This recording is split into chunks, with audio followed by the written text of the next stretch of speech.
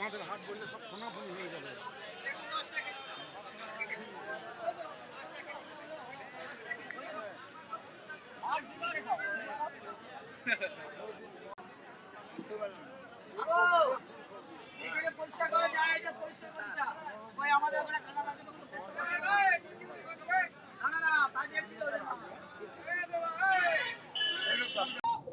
বাজারে এলাম।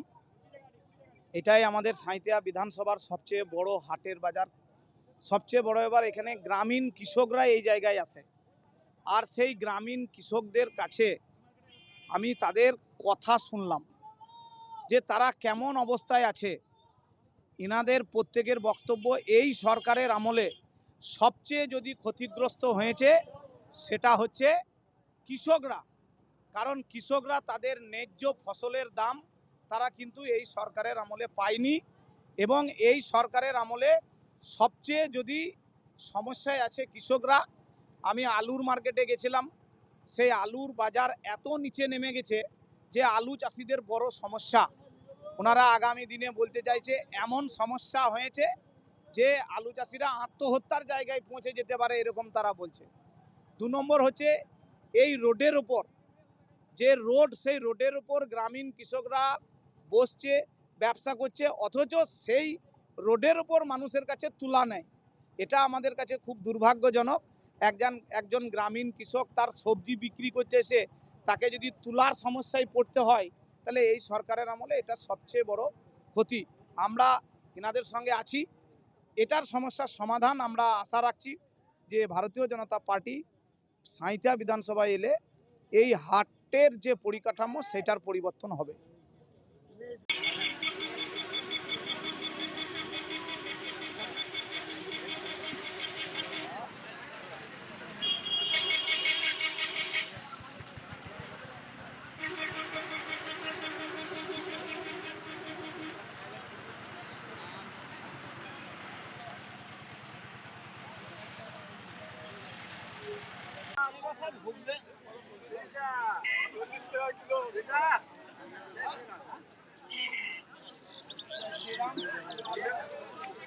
মাঝের হাট বললে সব সোনাফুনি হয়ে যাবে।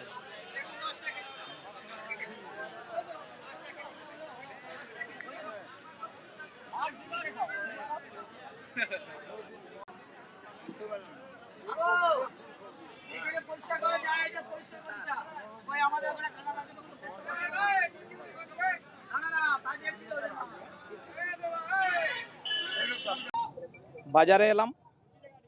এটাই আমাদের সাঁইথিয়া বিধানসভার সবচেয়ে বড় হাটের বাজার। সবচেয়ে বড় এবার এখানে গ্রামীণ কৃষকরা এই জায়গায় আসে, আর সেই গ্রামীণ কৃষকদের কাছে আমি তাদের কথা শুনলাম যে তারা কেমন অবস্থায় আছে। ইনাদের প্রত্যেকের বক্তব্য, এই সরকারের আমলে সবচেয়ে যদি ক্ষতিগ্রস্ত হয়েছে সেটা হচ্ছে কৃষকরা। কারণ কৃষকরা তাদের ন্যায্য ফসলের দাম তারা কিন্তু এই সরকারের আমলে পায়নি, এবং এই সরকারের আমলে সবচেয়ে যদি সমস্যায় আছে কৃষকরা। আমি আলুর মার্কেটে গেছিলাম, সেই আলুর বাজার এত নিচে নেমে গেছে যে আলু চাষিদের বড় সমস্যা। ওনারা আগামী দিনে বলতে চাইছে এমন সমস্যা হয়েছে যে আলু চাষিরা আত্মহত্যার জায়গায় পৌঁছে যেতে পারে, এরকম তারা বলছে। 2 নম্বর হচ্ছে এই রোডের ওপর যে রোড, সেই রোডের উপর গ্রামীণ কৃষকরা বসছে, ব্যবসা করছে, অথচ সেই রোডের উপর মানুষের কাছে তুলা নেয়। এটা আমাদের কাছে খুব দুর্ভাগ্যজনক।